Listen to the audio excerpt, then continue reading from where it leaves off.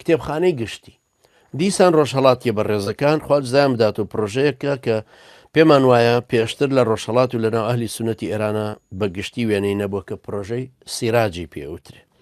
سیراج کراوەیەکی پیتە سەرچیەکانی ئەم جملە فارسیە سالکانی ڕاهین قیتاعی جەهل، یعنی ڕێبوارانی ڕێی ڕیشەکێشکردنی نەزانین.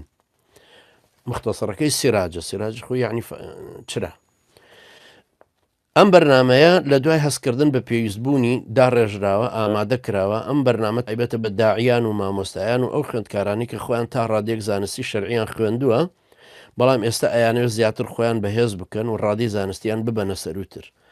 لەم بەرنمەیە لە هەموو زانستە سەرەکیە شەرعیەکانی وەکو عەقیدە و زانستەکانی قورئان و تەفسیر و فەرموودە و زانستەکانی فەرموودە و فقه و ئوسوڵ و ڕێساکانی فقه و سەرف و نەحو و بەلاغە و سیرە و مێژوو تەزکیە و ئاداب ومە ئەمانە هەمووی شەرح کراون. جا ئەمە ئوسلوبێکی نوێیە، مەکتەبەیەکی زۆر زەخمە، کتێبەکانی تایە. بۆ نمونە کتێبێک ئیبن عوثەیمین شەرحی کردووە، طرێفی شەرحی کردووە خوای گەورە ئازادیکە، یان ناصر العمەر خوای گەورە ئازادیکە. ئەمە بە ڕێزانە مەسەلە شەرحیان کردو. کتێبەکە هەیە، کتێبەکەدا ئەنین بە PDF دانراوە، شەرح سەوتیەکە ئەم عالمە بە ڕێزانی لەگەڵایە بۆ هەر تەلەبەیەک، بۆ هەر مەلایەک، بۆ هەر کەسێک کە ئێو زانستی شەرعی خۆی بەرزتر کاتەوە. تەواو لێرە 200 دەورە بە حەول قوتی خوادا ئەن پێوترە دەورە.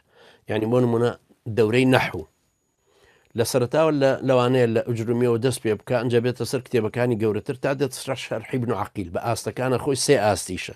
ئاستی یەکەم دانراوە بۆ ئەوەی کە ئەوەی بۆ نمونە تەلەبەیەکی ئامادەیەوێت لەوێ زیاتر معلومات علمی تر وەرگێ، لە فەرموودەوانی لە فلان کتێب وەرەگرێت، لە تەفسیر لە فلان ئاوا لەم شێوێ ئەنجا وردەوردە ئەڕواتە سەروتر حتا گاتە ئەو کاتی قاڵ و قوڵە بێتەوە لە علمە شەرعەکانە.